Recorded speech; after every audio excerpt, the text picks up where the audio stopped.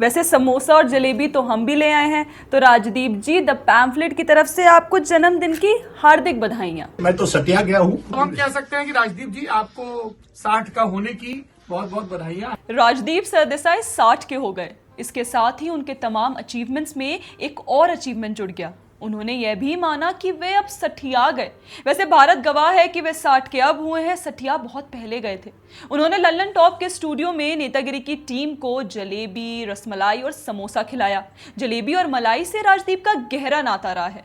उन्होंने पत्रकारिता में लिखी और बोली गई अपनी बातों में जलेबी ही बनाई। पूर्वी उत्तर प्रदेश वाला कोई सुनेगा तो हमें फट से टोकते हुए कहेगा, जलेबी बनाई नहीं जाती है भैया, जलेबी काढ़ी जाती है। चलिए हम भी कह देते हैं कि जलेबी काढ़ी, लेकिन मलाई, और वह भी रस वाली। हम सवाल पूछ दें कि मलाई जो खाई, तो काशीवासी बोलेगा भैया मलाई खाई नहीं जाती, हमारे बनारस में मलाई चाभी जाती है। और इस बात से तो हम भी सहमत हैं कि राजदीप ने जब से पत्रकारिता में भास्कर की तरह उगने का घोष किया, तभी से जलेबी काढ़ी है और मलाई चाभी है। नेतागिरी की टीम ने 1000 रुपए का समोसा, मलाई और जलेबी खाई।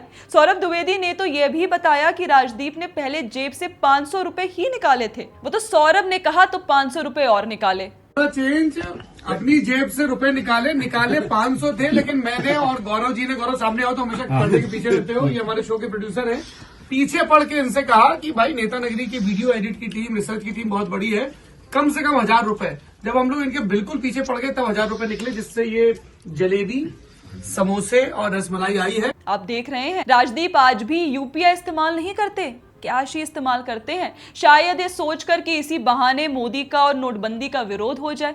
वैसे यहाँ तो कैश फॉर समोसा, जलेबी है और कहीं और कैश फॉर वोट। खैर जाने देते हैं, पत्रकारिता धर्म की चर्चा होने का चांस रहेगा। वैसे भी राजदीप के लिए धर्म और पत्रकारिता दोनों बड़ा सेंसिटिव इशू है। इतने सेंसिटिव कि पत्रकारिता और प्रोपेगेंडा को अलग नहीं कर पाते, मौका मिलते ही प्रोपेगेंडा पेल देते हैं। अब देखिए ना, समोसा, जलेबी और मलाई की बातों में भी इन्फ्लेशन घुसेड़ दिया। I now know there is inflation. जनाब, अगर आप हल्दीराम से समोसे और जलेबी ऑफिस में मंगवाएंगे तो 1000 रुपए तो देने पड़ेंगे।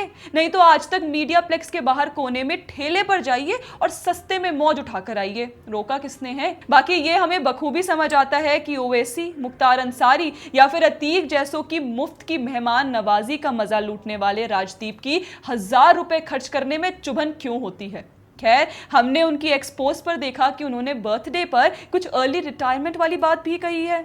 पता नहीं रिटायरमेंट इंडिया टुडे से या पत्रकारिता से। ओ, गलती हो गई, राजदीप पत्रकारिता से तो बहुत पहले संन्यास ले चुके हैं। और अब अगर वे नेतागिरी में भी नहीं रहेंगे तो सौरभ द्विवेदी बात बात पर किसकी पोल खोलेंगे, किसको ठोकेंगे, टोकेंगे और किसको रगड़ कर राइट विंग की वाहवाही लूटेंगे। वैसे राजदीप का कहना है कि लल्लन टॉप ने पत्रकारिता में सबसे नए तरह के अद्भुत प्रयोग किए हैं, ऐसे प्रयोग जो किसी और ने नहीं किया है। पता नहीं ये सौरभ द्विवेदी की प्रशंसा कर रहे थे या इस बात का पछतावा दिखा रहे थे कि वे ढंग की पत्रकारिता नहीं कर सके। और ये बात केवल हम नहीं, नाना पाटेकर भी कह चुके हैं, आप खुद ही देखिए। का एक जो नियम होता है उसे निभाया है। तो फिर वो तू क्यों नहीं फॉलो करता उसको? एक बात में राजदीप का पछतावा और दिखाई दिया। जाते जाते उन्होंने सौरभ द्विवेदी को बुंदेलखंड का पहला मुख्यमंत्री डिक्लेयर कर दिया। बुंदेलखंड के पहले मुख्यमंत्री, नए राज्य के मुख्यमंत्री सौरभ द्विवेदी।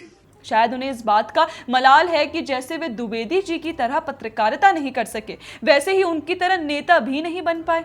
शायद इस बात का पछतावा है कि काश रिस्क के लिए होता तो गोवा में आम आदमी पार्टी का सीएम होता। या फिर ये नेतागिरी ना करने का पछतावा इसलिए है कि पत्नी राज्यसभा पहुंच गई। खैर, राजदीप को 60 बरस होने की हार्दिक बधाई। जलेबी काटते रहें और मलाई चापते रहें। काशी की भाषा इसलिए क्योंकि वहां से प्रधानमंत्री नरेंद्र मोदी जी सांसद है। ओ वेट, लाइए। वैसे समोसा और जलेबी तो हम भी ले आए हैं, तो राजदीप जी द पैम्फलेट की तरफ से आपको जन्मदिन की हार्दिक बधाइयाँ। बाकी दोस्तों, आपको हमारा कंटेंट कैसा लगा प्लीज़ हमें कमेंट करके ज़रूर बताएं और हमारे चैनल को फॉलो करना ना भूलें। जय हिंद।